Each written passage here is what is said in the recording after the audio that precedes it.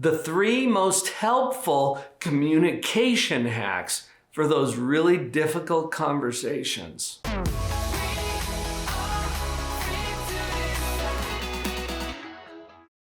Have you got some difficult conversations that you need to have or that you've been avoiding? I'm Dr. Paul Jenkins. I'm Vicki Jenkins. And we're here to share with you those 3 hacks. These hacks are going to help give you confidence to approach those conversations without hesitation. Here's the first hack. Assume positive intent and response. For yourself or for the other person? Yes. When we teach our communication classes, there's a section where we talk about bears.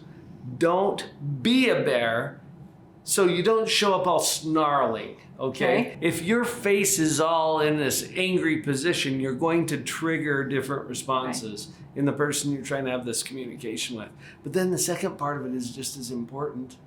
Don't see a bear. As you assume good intent from other people, I think it helps you not look for things that may not even really be there, And I think that's part of the seeing a bear is you just like, this is going to be hard. They're going to have their hackles up. And then if they just even shift their weight, see, they got their hackles up and you're seeing a bear everywhere, whether there's really a bear there or not. As a psychologist, I've kind of boiled down the job of your brain comes down to 2 things. To keep you safe and to prove you right. Yeah. And both of those get in the way of communication. So when we talk about not seeing a bear, look, even if they are snarling and baring their teeth, it's important for you to adjust your own perceptions so that you're not assuming ill intent. Most people want better outcomes. Just think about what I'm saying here for a minute. They want better outcomes. Now, you may not agree with the way they're trying to bring that about. They may be demanding, they may be snarling. But why are they doing this? Because ultimately they want a better outcome too. Keep that in mind so that you can assume that positive intent and assume a positive response as well.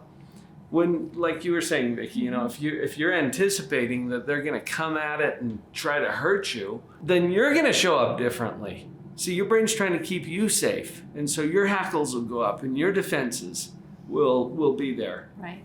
If you'd like a way to just remember some of these hacks that we're sharing with you, we've put together a communication cheat sheet. Just go to the URL on the screen and we'll put it right in your inbox. drpauljenkins.com/communication. We got you covered on that. Hack number 2 is to listen, to understand. And there's so much. This one is just fully packed. Yes. And I think part of that is when you understand where someone is coming from, it makes it easier to kind of even sometimes forgive some of the difficult ways that they show up. When you understand what's really behind their purposes. And it's really hard to listen to understand because you need to delay your need to be heard and understood for a minute. We're not saying forever, for sure not, because that is no longer a conversation if you're not sharing your part of the story as well. But it just listen to understand and reflect back what you understood and be willing to delay your need to be understood right at that moment. This is where it's really helpful to engage in what we call metacognition, which is thinking about your thinking. When we think about our own thinking and we can see, I'm coming into this conversation with a need to be understood. Right? I want to get this point across. I really want to communicate this thing. Well, guess what? The other person's coming at it for the same purposes. In hack number 1, we talked about positive intent but it was for both of us. I think, that have positive intent about me too. My positive intent is that I really want us to communicate. And in order to do that, I'm going to do hack number 2. I'm going to listen. This listening, so picture, I like to imagine a shelf, just an imaginary shelf over here. And I'm going to take that thing that is so important for me to communicate, I'm going to stick it on that shelf. just for safekeeping. Because a lot of times when you put it out there right at first, when you try to push your point across, you're met with resistance. Right. They're not listening. And so your precious little thing that you want to communicate is not even safe yet. We're just going to put it up there on the shelf for safekeeping. Okay, we'll pull it back down in a minute. But then as it's sitting on the shelf, I think you used the word postpone earlier, right? Yeah. Postpone your need to be understood.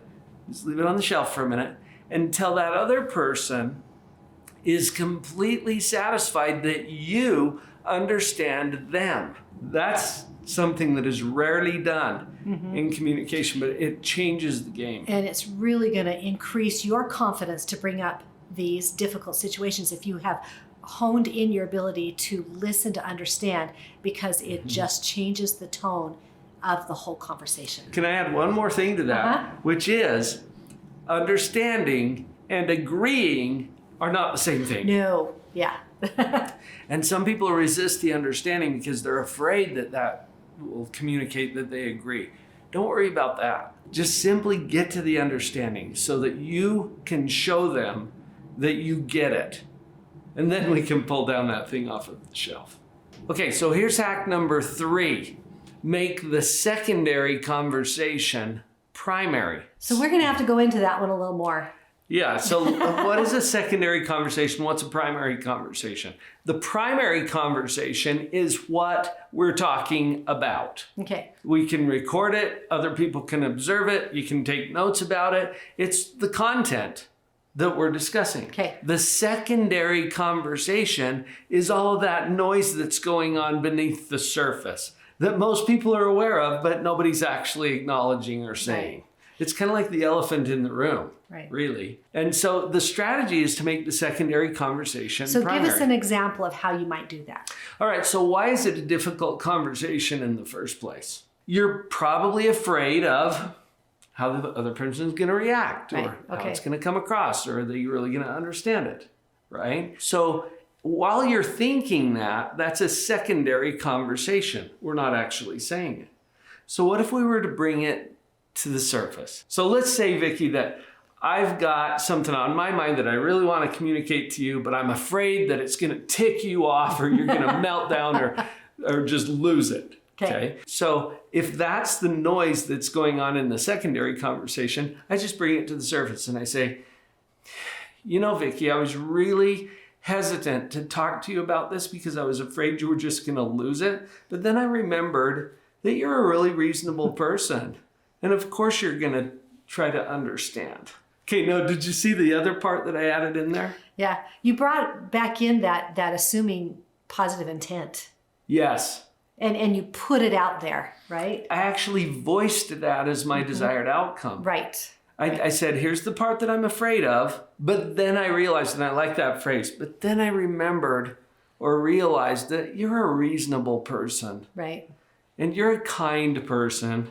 And so you're actually queuing that person up to have the kind of a result that you're wanting, right, that you're going for. You know, and I think one of the really important things to remember about these conversations, these challenging conversations, crucial conversations, whatever. I remember I had to have one of these with a woman in my neighborhood once. I was worried that she would be uncomfortable with me bringing up this situation and this conflict. And I think you told me she'll be as comfortable with it as you are comfortable bringing it up. And so I kind of had to bring that secondary, you know, this is felt a little uncomfortable, but I really felt like it was important, and I knew that I could talk to you about it and that you're reasonable. And then we had the conversation. So I think that getting comfortable with it and just putting out there the secondary with a positive hope, spin, positive intent, really brings you to a place where you can approach this difficult situation or conversation without hesitancy and with some confidence. The thing I love about this strategy is it allows you to shape the outcome of the conversation more than if you just ignore or try to pretend that the secondary conversation isn't even there. Yeah. Hopefully that helps. Now we've got that cheat sheet for you, so go to drpauljenkins.com/communication. We'll put that right in your inbox.